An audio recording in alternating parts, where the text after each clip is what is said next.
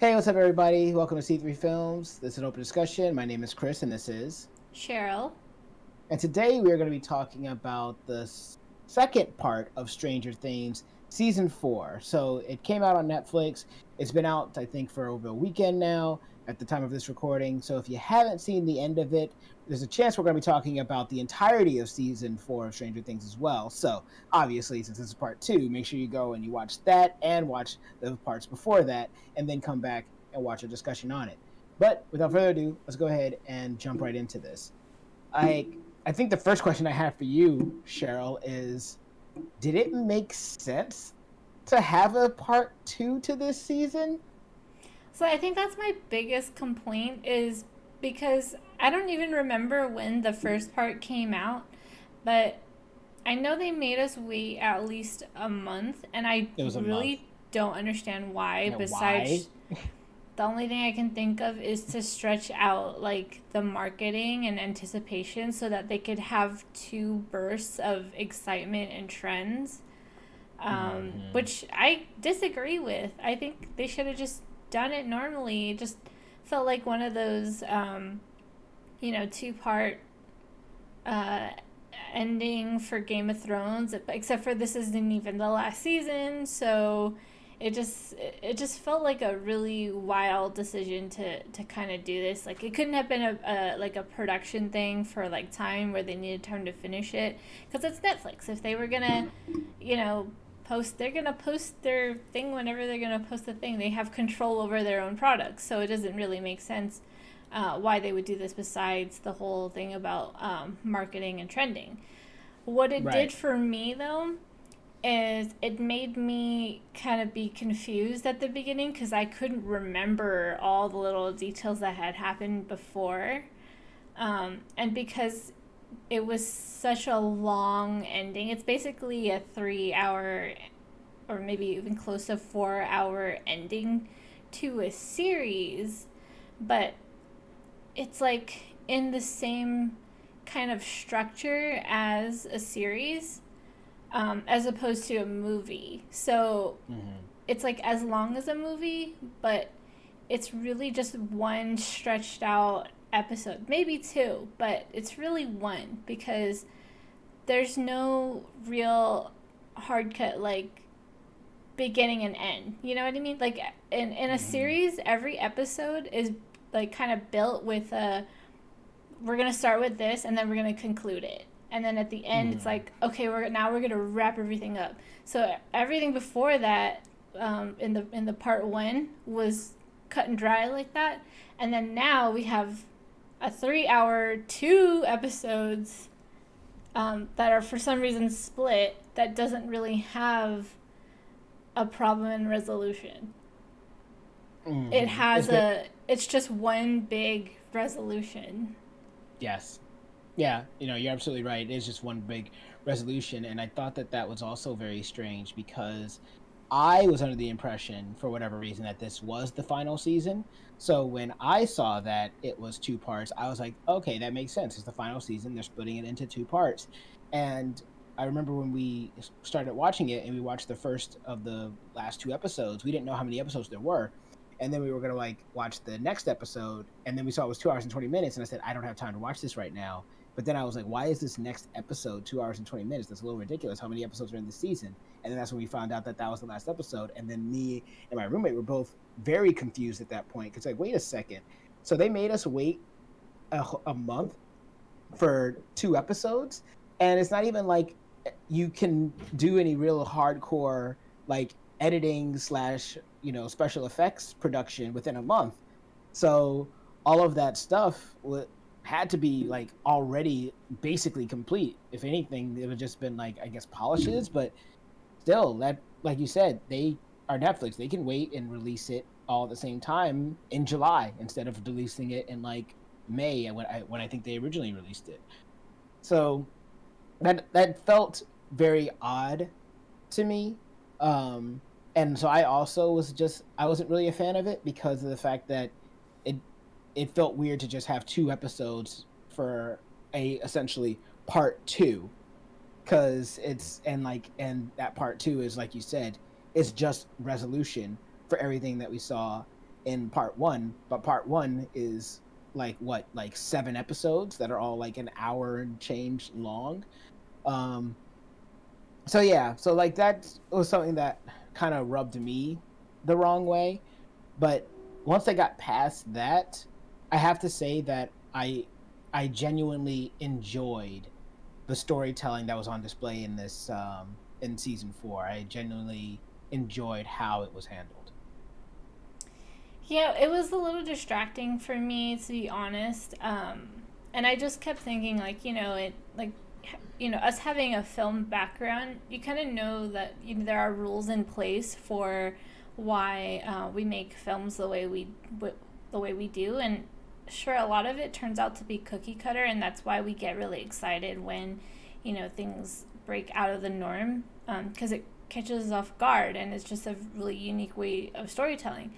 But when you break a rule, you have to kind of understand why we have the rule before you break it so that you could break it correctly, so to say. It's kind of like, the reason why we're told to wash our hands when we get home is, so that we can make sure we don't touch everything, blah, blah, blah, blah. But if you understand that rule where it's because you don't want to touch stuff and contaminate stuff, then like if you're gonna break this rule and not wash your hands right away when you come home, you're not gonna touch things. You're gonna be very careful about what you touch and stuff like that. So that's like correct rule breaking, right? And I don't feel like that's what the case is, because I think it was just they broke the rules of storytelling, and it was just very disorienting. And You're talking about for the last 2 episodes? Yeah. Is that what you mean? Yeah.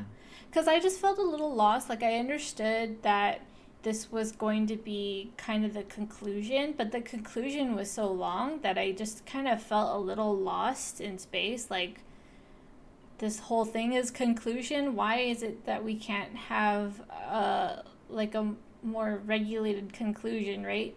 But it's also kind of like the first episode was like an hour and a half, and then the second episode was 2 hours or something, 2+ hours. It was 2 hours and 20, so it just felt like maybe it would have felt better if the lengths were more balanced between the two episodes, where they were like kind of both around the same amount of length in terms of time. But it just felt a little disorienting for me, so I just didn't really understand where I was in space and time. Like, when are things going to end? And I found myself kind of checking the time, the runtime, like, where am I? Like, when is this ending? Because I feel like I don't know what to look for, Like, am I supposed to be excited about what's happening? Because it just felt like, kind of like how a lot of people complained about the ending of Lord of the Rings, and how, like, there were, like, there's a thing after thing after thing, and there were, like, 1,000 conclusions. Same thing with, like, Star Wars. I think the 8th episode kind of felt like it was always about to end, but then it doesn't end. It felt a little bit like that for me. Right. I mean, I could get that in the last episode, but I think I'm trying to understand. Are you saying that you think it would have worked better for you if the episodes were separated out more, or is it more like the length of the last 2 episodes that's bothering you? Because I'm trying to understand, like, because like the content that's in it obviously still works with everything that came before, and there was, like, basically 7 hours of TV that we got to see before that, and those episodes were also very long. There were episodes that were an hour and 30 minutes, an hour and 15 minutes. But I don't think you said that you felt the same way about those episodes, even though those were longer than normal episodes. Like, most of them were basically like a short film. So I guess I'm just trying to understand the what would have fixed it for you, do you think, like, as far as like the content that's within the episodes in relation to the time that was spent showing it. That's what I'm trying to understand. I think I just needed checkpoints, because you know how, like, the structure of like a series usually has kind of a theme, or like one main thing that they're gonna focus on. There wasn't any of that. It was just kind of a blur where everything is just tossed in and everything's all happening at once. And there's also Mm. like, remember, there's also like four different storylines that are like kind of completely separate from each other, and then they don't really merge until the very very end. I mean, That yeah, was that's basically when they merge is the end. exactly, but there's still no real checkpoints. There kind of was like the name of the last episode I think was Piggyback. Hmm. So I like that because I'm like, oh, the idea of piggyback is because of 11 being like the idea of her piggybacking and stuff like that. But it was also the end. So the last episode title is Piggyback, Hmm. which is weird to me because I'm like, that's a weird name for the final episode of the last season, the season finale of Stranger Things. It's Piggyback. I don't even remember the title names. I I kind of, don't I even mean, think I knew that. yeah, I mean, I sort of pay attention to that. Like, I don't always, but I ended up, because there were only two, so it was the Hmm. last thing I remember So they seeing. stood out to you. Yeah, because there's only like two that you need to remember, but like a lot of the times when I watch a series, I look at the name of the episode of like what the theme is. Like, I don't know if you've seen Ozark, but at the beginning I of have not. Ozark, okay, well at the beginning of every episode of Ozark, there are three images, and those images are something that you're gonna see in the episode in that particular episode. So it's kind of like something to look forward to. Like, why am I seeing, like a pig or like scrambled eggs or something? Like what does that have to Yeah. do with anything? But then it comes up in the episode, so like to me that's interesting. There is some kind of beauty to the naming of episodes for every series, and so I think that's kind of a unique thing that only television shows get. Um, Hmm. and so when you name the last one Piggyback, and I get why it's because of 11, right? But that's not Hmm. like the ending of You're like, the I don't like this title. show. This is terrible. It just didn't feel it was just unsettling. Like, I just needed checkpoints, you know? Hmm. Cuz like I don't even Yeah. know what the last one would be. Like, maybe it would have been like Number something one, or about, Vecna. yeah, or like I don't know. Even like movies like Lord of the Rings, they have a title that means something. Like Return of the King. It's like, ooh, what is that gonna be about? Oh, so like Yeah, Aragorn's gonna be I'm back. joking with you. I'm joking with you, and it does feel like a little nitpicky if I'm being honest, but I also do understand where you are coming from a standpoint of that being a thing that doesn't necessarily evoke a epic conclusion to a, roughly what, like 11 to 12 hour long journey, which is what this was, right? Because these episodes were long. So I do understand where you're coming from there. I I do think that you're right in that this structure is very different from like what a normal series would be, and like I think that's gonna like change the mileage for how people are able to like relate to it. But essentially, the way they did this show is that it's less of a show and more like a 12-hour long movie, right? Where it's basically just things that just happen all the way through and to the end, and it's not so simple as being able to just kind of like watch one episode and kind of get like a conclusion for that like story that was being told in that episode. It's kind of like this whole thing that's just kind of like pulled and stretched along all these 12 hours.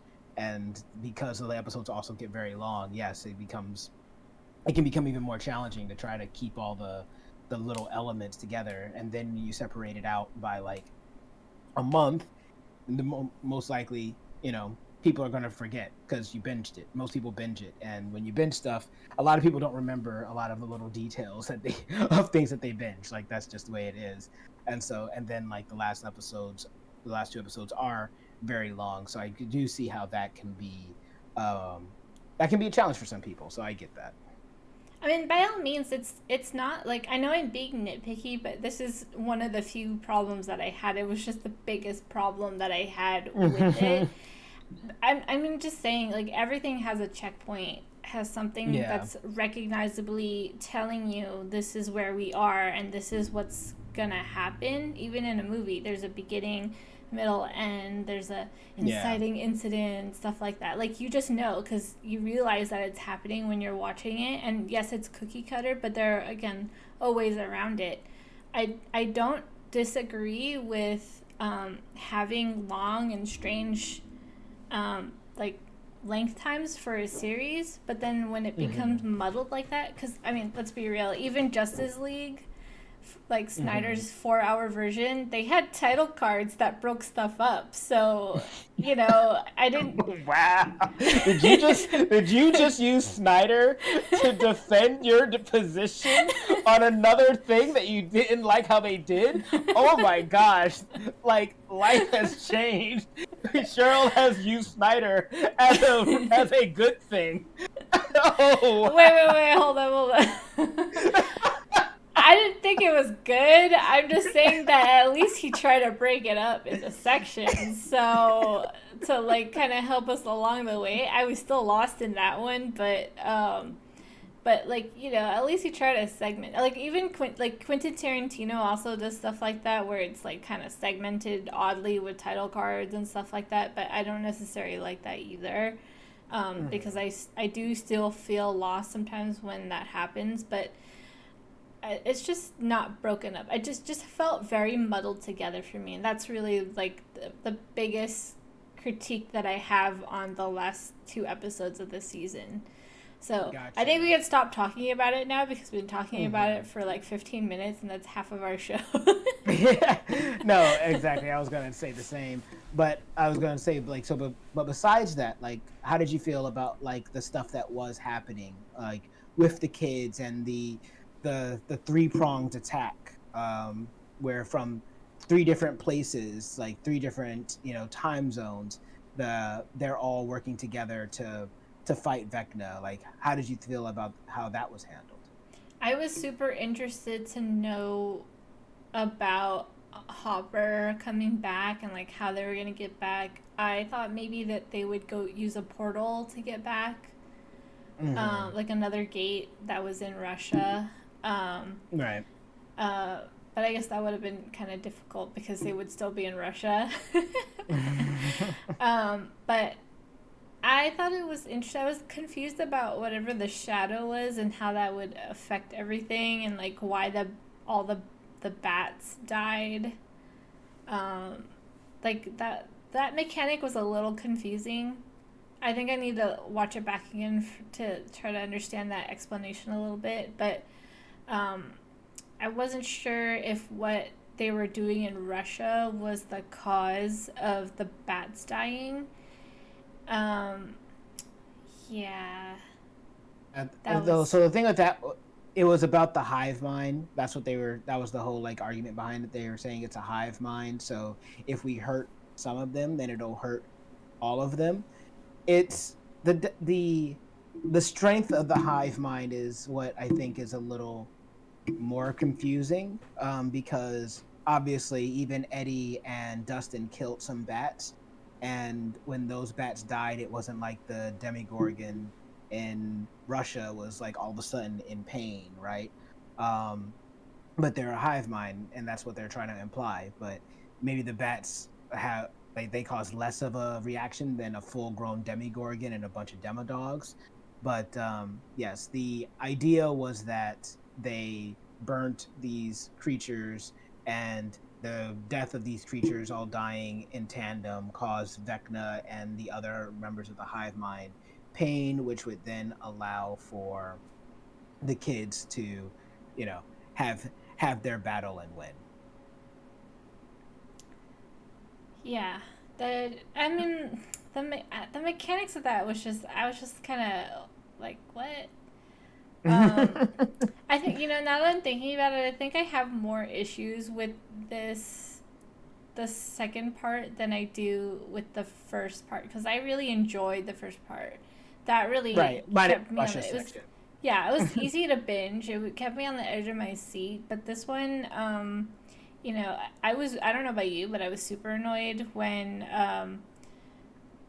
Nancy and Steve were just casually walking through the forest, talking about nothing. I'm like, if Ugh. I'm, enacting this plan to save the world and I'm in this really scary place, there's a time and a place for conversations like that, and All it right. is not here, and it is not right now. I always think of Army of the Dead when that woman Me started too. talking with Batista. I totally said that when I was watching it. I was like, I'm getting Army of the Dead vibes here. I'm like, what is it with these TV shows and movies and stuff and the lack of urgency when the world is ending? Yes, I do have a problem with urgency in television shows. It wasn't there was something else we saw recently. It might have been in Obi-Wan, but there was something else recently where it felt like there was a serious lack of urgency, and I noticed it in this too. And I was getting upset because once again, I want to say like I like the way things come together. I like the three-pronged attack. Even if it is a little bit contrived and like kind of lucky that they happen to be damaging the demo dogs and stuff at the same point that 11 is able to like try and kill Vecna and and all that other stuff at the same point that Lucas is able to get away from like the bully or whatever. But like that aside, I like how that all is edited, how it comes together. It feels like an anime moment to me, so that's very enjoyable. But the thing that I absolutely hated that made no sense to me was the lack of urgency when this little girl is risking her life. Like Max is actively saying, I am putting myself as bait out there for Vecna. And you guys know that one of two things can happen. Either Max dies in the time limit and you lose, or they have to like use the headphones to get Max free from Vecna's grasp, and then you still lose. So regardless, it's a limited time. And so one, yeah, they're taking their time through the woods, and the main point of that scene was to show that Steve has grown, but we know Steve has grown. And I really don't like the Nancy and Steve thing. I don't want that to happen, but whatever, we'll see where they go with that. But then the next thing that happens is that when they get caught by the vines and they're like getting choked out, I think that's actually when the Demodogs and everything get burned, and then they get freed from the vines and they're able to get in front of Vecna. But then they do that, they still take their time. They're still like, oh, okay, that was a miracle. All right, well, let's go do this. And then there's like still like just kind of like moving slowly, standing in front of Vecna, slowly making the Molotovs. And I get that they're trying to be quiet, but the entire time I'm thinking, Max is literally in like at death's door right now. What are you guys doing? And so part of me was like, I kind of wish that Max stayed dead because I want them to feel like they failed like so utterly and completely. And so part of me feels like it is kind of like a cop out for them not to leave Max dead, but at the same time, I like that character of Max, but that's also maybe a reason why maybe Max should have died because realistically, nobody out of the kids have died since season 1 of Stranger Things. Like nobody that can actually affect the kids and show the kids that this is real have died. So Max and Eddie are like the first ones, because like only Barb was only special to Nancy, really. No one else really knew or cared about Barb. So I feel like I would have liked that, but the show decided to take a kind of middle ground, and it's like, okay, so Max is in a coma, but we know it really is the case, right? Max is like stuck in the other world in Vecna or something because Vecna assimilates his victims or whatever. So because of like he was successful in killing Max, but then what's her name? 11 was able to bring her body back, but when she's in Max's mind, it's just empty, and Max isn't there. It's because Max is in Vecna. So we know that in the next season, they're gonna have to save Max's, I guess, mind soul from Vecna. So fine, but I do. I'm very mixed on them leaving Max alive, and I'm curious how you feel about that. First of all, I have to say I am in total agreement with you. I was incredibly frustrated when they were there with Vecna and they just stood there gawking for way too long, and then they like threw one Right through Molotov, what? and then they waited to see like, oh, what's gonna happen, and then they threw another one, and then they waited, and then Nancy started shooting, and it was like at no point did Steve use the axe, which I think would probably have been the best thing to use, because I think that would have done the most, it's melee. That's going to Hmm. do the most damage. And the fire, I think, would have helped really weaken him. And when he was on the ground, I was like, why? Waiting for him to stand up again. Just whack him while he's on the ground. Kick him while he's down, right? But no, Hmm. then like they wait until he stands up, and then Nancy's like shooting him, and then he falls out the window, and I'm like, as soon as he fell out of the window, I was Yeah, I like, was so he's upset. just gonna get up Yeah. again, because I'm like, always crush the skull, always. But no, they didn't do that. Now he's alive. Um, but yeah, to answer your question about how I feel about Max, I don't know. I didn't really want her to die, Yeah, right? because I wanted them to succeed in saving her. Like I wanted them to like just be able. I don't know. I just there's something about kids dying that makes it harder to accept. Hmm. But what I don't like is the indecisiveness of like, you let her die or let her live. Right. But then they have her in like the middle, and like 11 occasionally will try to like enter her mind and see if she can find her and stuff like that. And I'm like, oh, okay, it's gonna be a whole thing. That's how I know that there's gonna be another season. Also, because Vecna survived, but um, I don't know. It just, I really wish that they just saved Max, killed Vecna, ended the whole series. That would have been. Maybe I wouldn't have been so upset about the whole length thing, because I'd be like, oh, okay, I get it now. I get how this needed to happen, but now I don't, because I'm just like, this is just a regular series, and they did something really weird with it. Um, but yeah, Right. there's some inconsistencies there. Yeah, because there's going to be a final season in that, and they said that season 5 will be the final season, so that will be the season that they defeat Vecna or whatever happens will happen. Um, but yeah, it's a little strange, especially because of the fact that with the whole Vecna thing, Vecna is still just like 11. So the entire time when they're sitting staring at him while he's burning, I'm thinking to myself, you guys can't afford to wait because Vecna still is a telekinetic. So he can the things that he's doing in the real world through like his like psychic link, he can do to you physically in front of you because he still has 11's power. He has like 11 same abilities. So if 11 can do it in the real world or in the upside down, so can he. So once again, and it almost felt like a contrived moment where he's standing there just walking at them like menacingly. I'm like, I don't see why this dude just doesn't immediately look up, go like this, and then just toss people out the window. But you know, um, I am I am curious to see where they would go for the end for the final season. It looks like those hopefully do some stuff with Will. I also do think that this episode was very well acted. The emotional beats and emotional moments that happen, like when Eddie dies after having the most metal concert in all of metalldom.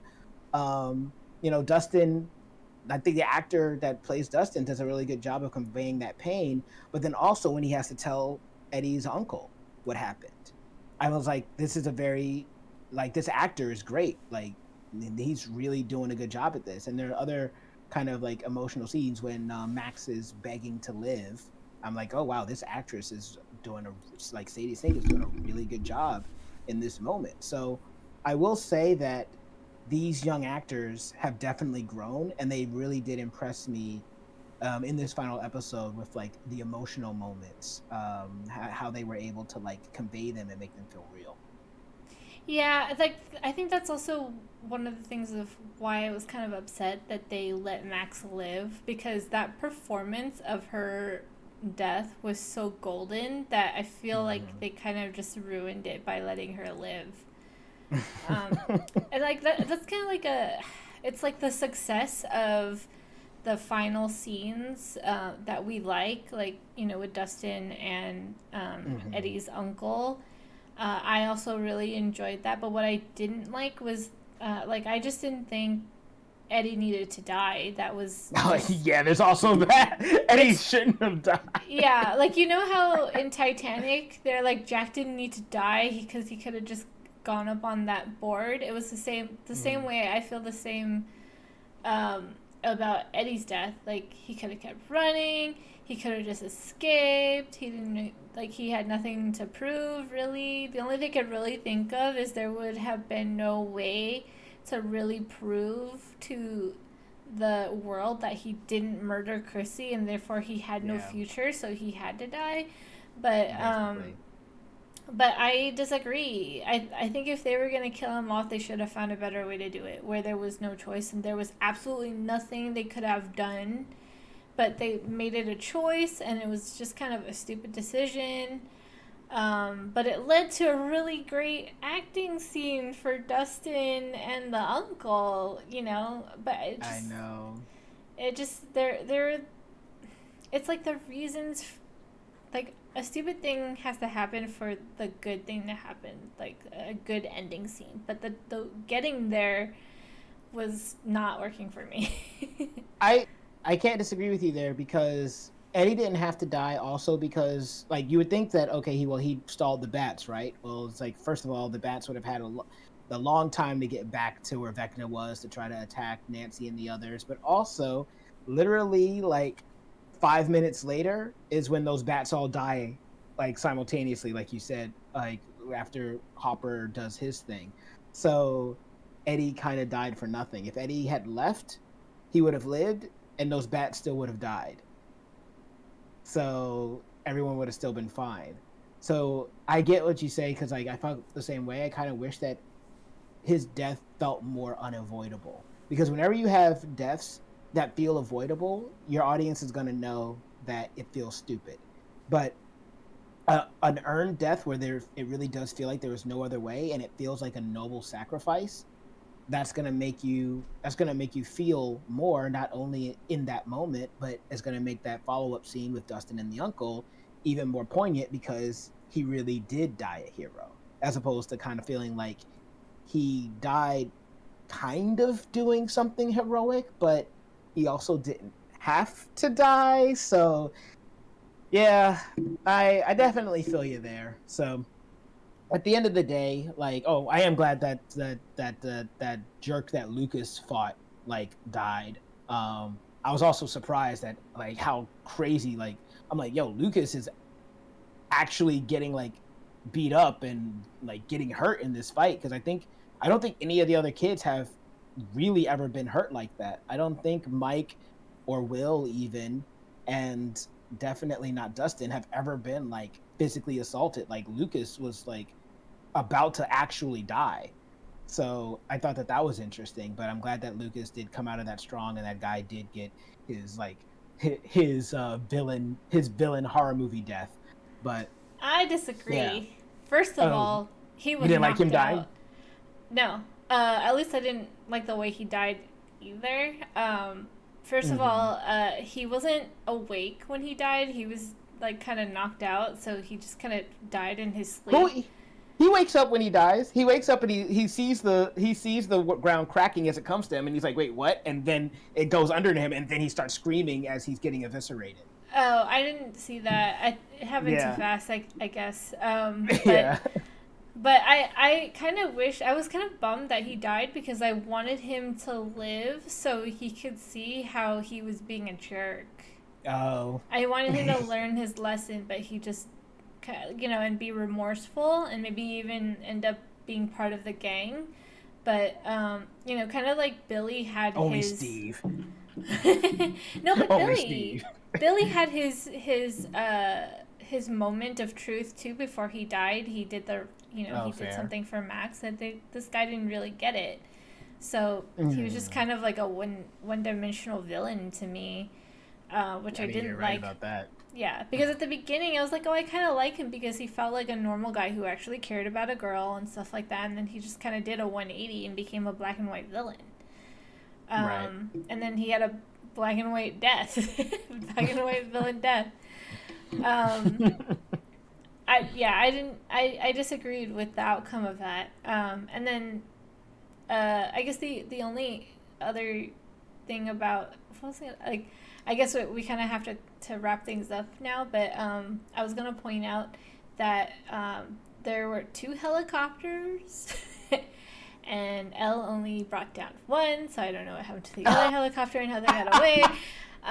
But that aside, the last thing that I wanted to point out that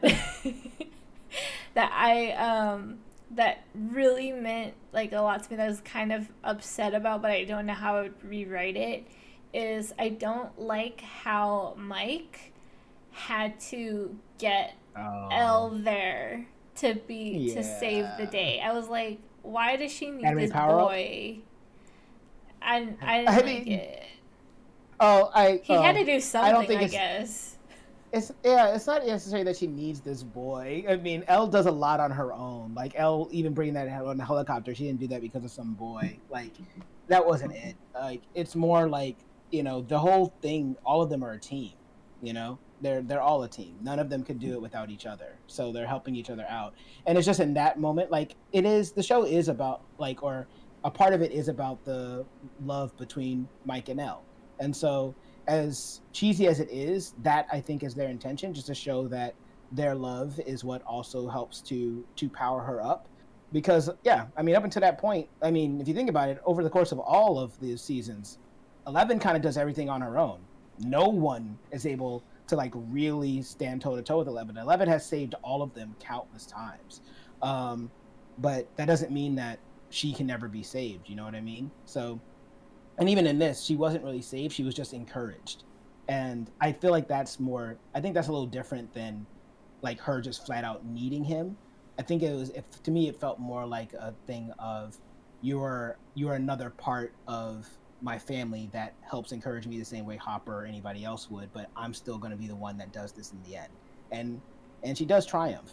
But I think my more issue with that scene is the fact that it feels like an anime power-up moment. like what is different about what's different about her now that she's heard that speech that wasn't in her before. She always knew the stakes, and now she's actively about to watch her friend die. Like, yeah, I'm more like, you didn't need that speech. But yeah, well, I mean, see, that's what I'm saying, is that, like, it was unnecessary. I agree that there is this whole thing about their relationship and their, you know, being a team. That's why I said I guess I needed to give him something to do to contribute. But, yeah, and he wasn't doing anything. Like, Will's the same thing. They don't do anything at all in this season. I just feel like there's a time and a place for stuff like that, and that just didn't feel like the right moment, you know? I almost feel like else watching Max, like, be about to die would have been more powerful and more of a motivation than Mike telling her that he loves her and believes in her and all that. Like, the show is not about it. Oh man. I was just my eyes could not roll back any further into my eye sockets.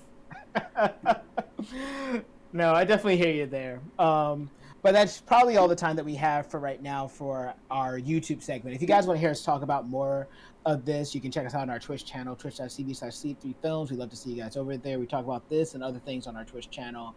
And you can just come say hi. Make sure you guys, like, come and give us a follow over there.